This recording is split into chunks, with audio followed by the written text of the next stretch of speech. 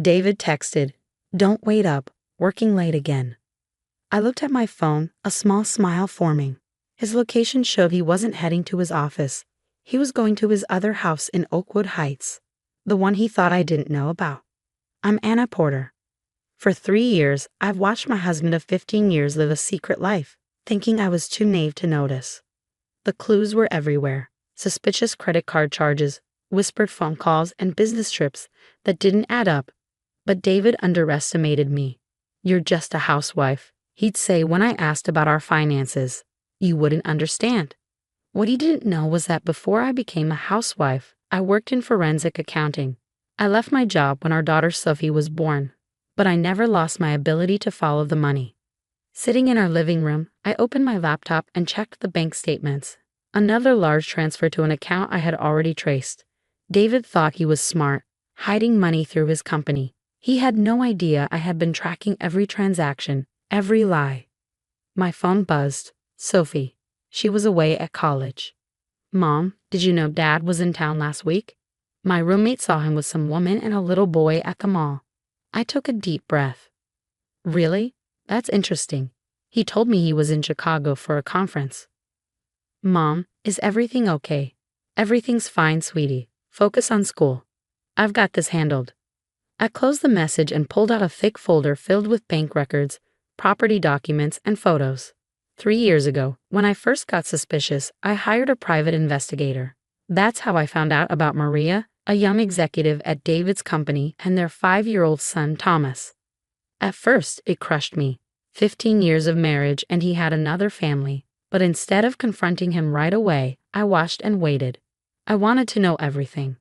I learned how he met Maria during a company retreat, bought them a house, set up trust funds, and spent weekends with them, pretending to be on business trips. He even gave Thomas his grandfather's middle name, the same one he refused to give Sophie because it wasn't sophisticated enough.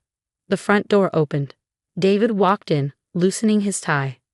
"Hey honey, rough day at the office," he said, kissing my cheek. He smelled of unfamiliar perfume and faintly of bubble bath. "I bet it was," I said, closing my laptop. "How's the Miller account?" He launched into a long story about meetings and deadlines. I watched him lie, noticing how his left eye twitched, a habit I'd known since we met. "You seem distracted," he said. "Just thinking about something interesting I learned today," I said lightly. "Did you know Oakwood Heights has one of the best school districts in the state? Thomas must be doing well there." David froze. His face turned pale. What are you talking about?" I pulled out a photo, him, Maria, and Thomas at a school carnival. "He has your eyes," I said, but his mother's smile. "Anna, I can explain," he stammered. "It's not what you think." "It's exactly what I think," I interrupted. 3 years, 4 months, and 12 days. That's how long I've known. Every lie, every dollar you took, every weekend you spent with them instead of us. I have it all documented. David collapsed onto the couch, his confidence gone. "How? Why didn't you say anything?" I stood gathering my folder, because I needed to be sure what kind of man I married. And now I am. I walked toward the stairs, then turned back. "Oh, and David, don't bother checking our accounts tonight. You might find some surprises." His eyes widened in panic. "What did you do?" I paused at the top of the stairs. "Nothing yet. But don't worry. Everything is perfect." As I shut our bedroom door, I heard him scrambling to make calls. My phone buzzed. A message from my lawyer. "Everything is in place. Should we move to phase 2? I typed one word.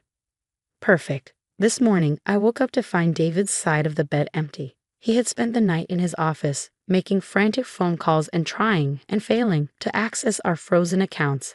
I could hear him pacing downstairs, his footsteps heavy with stress. I took my time getting ready, carefully applying my makeup and slipping into a crisp white blouse and black pencil skirt. Today was important. Today was the day I had been planning for 3 years. When I came downstairs, David was waiting at the kitchen counter, looking exhausted. "Anna, we need to talk," he said, his voice rough. "I know I made mistakes, but we can fix this." I poured myself a cup of coffee, stirring slowly. "Like how you fixed things with Maria? Buying her a house and moving our money into secret accounts." His face darkened. "You don't understand. It was about protecting our assets, Maria's house, Thomas's trust fund. It was all just business investments. I let out a short laugh. Business investments? That's your excuse. I pulled out my phone and played a recording. David's voice, telling Maria he would leave me soon, that she and Thomas were his real family now. You recorded me? He sputtered, his face flushing. That's illegal. Not when you're having these conversations in public places.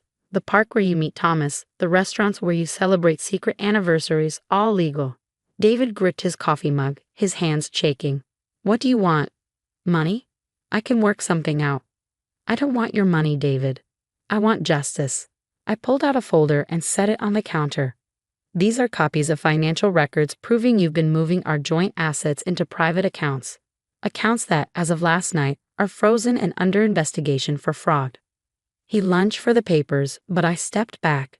Don't bother. These are just copies. The originals are with my lawyer, the bank fraud department, and your company's board of directors. His face turned pale. The board? His voice cracked. You sent this to the board? Of course. They deserve to know what their CFO has been doing with company funds. His phone buzzed. He grabbed it desperately. As he read the message, all the remaining color drained from his face. They're calling an emergency meeting. I'm suspended pending investigation. He looked up at me, realization sinking in. How long have you been planning this? I took a sip of my coffee. Remember 3 years ago when you told me I wouldn't understand finances because I was just a housewife? That's when I started. Every lie, every transaction, every secret, I documented it all. Maria, he started. Already knows, I cut in. She got the documents this morning, including proof that her house was bought with embezzled company funds. She's probably trying to reach you right now. Right on cue, his phone rang. Maria's name flashed on the screen. David stared at it, frozen.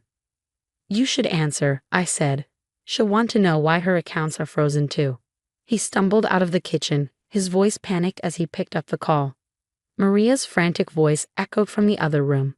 My own phone buzzed. Sophie. Mom, is it true? Did Dad really have another family? I had prepared for this moment. Yes, sweetie, but don't worry. I've made sure you're protected. Check your email. I sent you something important. David returned, looking lost. Maria's threatening to sue me. The house, the trust fund, everything's frozen. Anna, please, we can figure something out. I gathered my things. Nope, David, we can't. But don't worry. You're good at managing things, aren't you? As I walked to the door, he called after me. Where are you going? I turned back. The man standing there wasn't the powerful, confident person who had once belittled me. He was a desperate fraud watching his world fall apart. I have a meeting with the board, I said. They're very interested in how you've been using company funds for your personal life. You can't do this to me, he whispered. I'm not doing anything to you, David. You did this to yourself. I'm just making sure everyone knows the truth. I opened the front door, then paused. Oh, and one more thing, he might want to call your lawyer. Mine will be in touch soon about the divorce. I stepped outside into the bright morning sunlight. Behind me, David stood in the doorway of what he thought was his perfect life. Phase 2 was complete. Everything was going exactly as planned. Everything fell apart for David just as I had planned. Within a week, he was officially fired as CFO. The board's investigation found even more fraud than I had uncovered. His career was ruined. Maria, terrified of losing everything, turned on him. She sued him, claiming she had no idea where the money came from. The house he bought for her was seized as part of the fraud case. Sitting in my lawyer's office, I reviewed the latest updates. The divorce is moving quickly, Jessica, my attorney, said. With the fraud charges and his legal troubles, he can't fight it. And Sophie's trust fund? I asked, though I already knew. Completely safe. You moved it before all of this started. She won't lose a penny. I nodded, relieved. Sophie had always been my priority. David had failed her as a father, but I never would. Surprisingly, Sophie took the news well. I always knew something wasn't right, she told me in a video call. He always missed important things, got defensive about his phone. I just never thought it was this bad. I'm sorry you had to find out like this, I said. Don't be, Mom. You protected us. You're the strongest person I know. Her words meant everything. A month later, David asked to meet. We sat in a quiet coffee shop. The same one where he used to meet Maria. The irony wasn't lost on me. I lost everything, he admitted, looking older. The board is pressing charges. Maria's suing me. She won't let me see Thomas. His voice cracked. Actions have consequences, David, I said. You made your choices. He shook his head. How did I not see it? I thought I was so clever, keeping my secret life. But you saw everything. You didn't see it because you didn't want to, I replied. You underestimated me. You thought I was just a housewife. That was your biggest mistake. He looked at me, eyes red. Is there any chance? No, I cut him off. The divorce will be final next month. You should focus on your fraud charges. As I stood to leave, he called after me. I really did love you once. I turned back. No, David. You loved the version of me that didn't question you. But I was always more than that. You just never noticed. 6 months later, I sat on my new apartment's balcony, watching the sunset. Sophie was home for spring break, studying at the table behind me. The divorce was final. David pleaded guilty to fraud to get a lighter sentence. Maria moved away with Thomas. Mom? Sophie called. Dad's lawyer emailed me. He's trying to appeal his sentence. Let him, I said. The evidence isn't going anywhere. She joined me on the balcony. You know what's funny? He never thought you'd figure it out. He always treated you like I was just a housewife. I smiled. Some people only see what they want to. Your father saw someone who wouldn't question him. He never looked deeper. His loss, Sophie said, hugging me. Oh, and I got an A on my forensic accounting midterm. Guess I take after my mom. I laughed, holding her close. Life wasn't perfect, but it was honest. No more lies, no more pretending. My phone buzzed with a message from Jessica. Final restitution papers filed. Everything's done. I typed back one word. Perfect. Looking out over the city lights, I realized I had lost a husband, but gained something more valuable. Self-respect, my daughter's admiration, and proof that I was stronger than anyone, especially David, had ever imagined. Sometimes the best revenge isn't getting even, it's moving on. And that's exactly what I had done.